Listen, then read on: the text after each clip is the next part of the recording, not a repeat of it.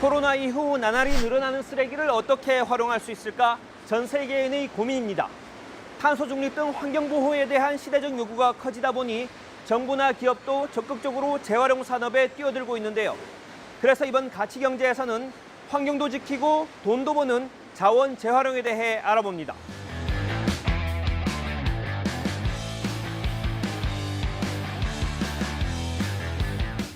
시민들이 쓰고 버린 플라스틱 페트병. 잘게 부숴 뜨거운 열로 녹이면 가는 실로 변합니다. 이렇게 만든 재활용 섬유는 기존 섬유를 대체할 수 있어 옷이나 이불, 패딩 충전재까지 활용 범위가 넓습니다. 최근 친환경 바람을 타고 미국과 유럽에서 주문이 밀려들고 있습니다. 약 15개에서 20개 정도를 재활용하면 티셔츠 한 장이 탄생하게 됩니다. 페트병이 최종적으로는 이불이라든지 침구류, 그다음에 부직포, 패딩 이런 쪽으로 다 적용이 될 수 있습니다.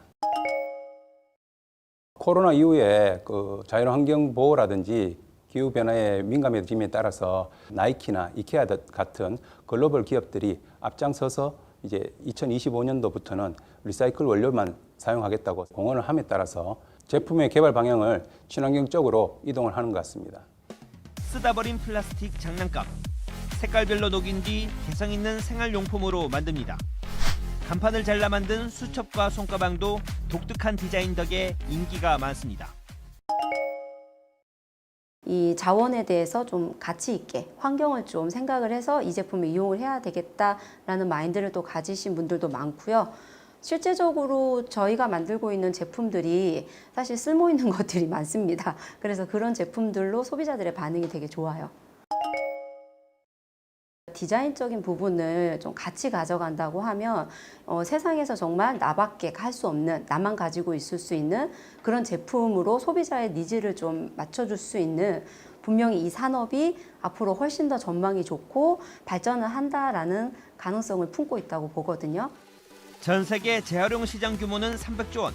탄소 저감 정책에 국내외 기업이 동참하면서 재생원료 사용은 해마다 늘고 있습니다. 코카콜라는 오는 2030년까지 용기의 절반 이상을 재생 플라스틱으로 대체하기로 했고, 로레알은 제품 포장 플라스틱에, 아디다스는 운동화에 재생원료를 사용하기로 했습니다. LG전자도 TV에 사용하는 플라스틱의 30%를 재생원료로 대체합니다. 이렇듯 재생원료가 돈이 되면서 롯데와 SK, 효성 등 석유화학 기업은 앞다퉈 관련 사업에 진출하고 있습니다. 재활용 산업이 성장하기 위해서는 우선 질 좋은 재활용품이 필요하겠죠. 그러기 위해서는 시민들이 분리배출을 잘해야 합니다. 선별장을 찾아 재활용품 수거 상태를 확인하고 올바른 분리배출 방법도 알아보겠습니다.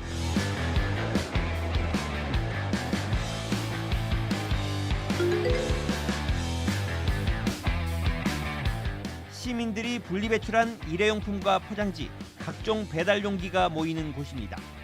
재활용 공장으로 납품하기 전 작업자들은 일일이 쓸만한 것을 골라내야 합니다. 애초에 무분별하게 배출되다 보니 실제 재활용에 투입되는 양은 수거량의 절반도 안 됩니다. 이 쓰레기를 재활용하고 같이 섞어버려요. 왜? 종량제 봉지를 안 쓰려고. 그 일에 보면 다 재활용이 됩니다. 되는데 그 과정에서 이것저것 섞어버리고 이러니까 안 되는 거죠. 그래서 전문가와 함께 재활용이 가능한 품목을 알아봤습니다. 화장품 제품 중에 이렇게 펌프가 되어 있는 게 있습니다.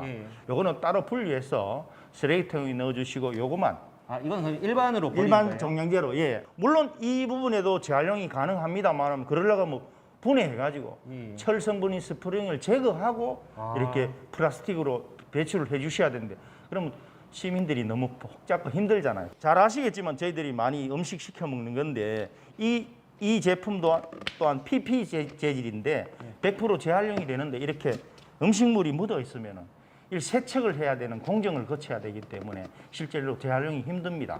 세척을 해주셔야지 재활용이 된다는 거예요. 병은 저희들이 홍보할 때 깨끗이 씻어서 뚜껑을 좀 막아서 배출하더라. 내용물을 삐고. 왜냐 그러면은 요놈이 깨지지 않고 흠이 나지 않았다면 재사용이 가능합니다.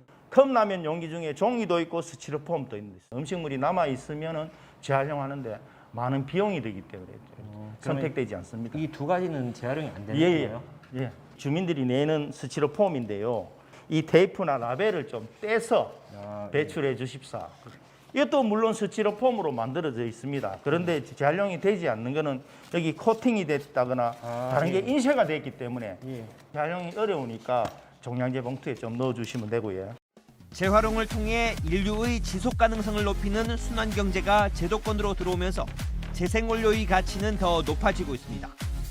우리가 질 좋은 재활용 자원을 확보해야 하는 이유입니다. 재생원료 의무화라고 하는 것은 전 세계적인 큰 흐름이라고 봐야죠. 반드시 써야 되는 상황이 와버리니까 천연원료와는 별개로 재생원료만의 별도의 시장이 형성되게 되는 것이죠. 이게 벌써 페트병에 온 거잖아요. 800원 정도 수준인데 페트병 재생원료의 가격이 1,700원, 1,800원 하는 시대가 온 거거든요. 재활용 시장 자체는 점점 더 중요해지고 경제성도 더 높아질 수밖에 없어요.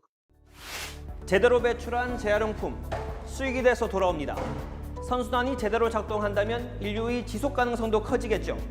나를 위해 또 미래 세대를 위해 여러분도 자원 재활용에 참여해보는 건 어떨까요? 가치경제였습니다.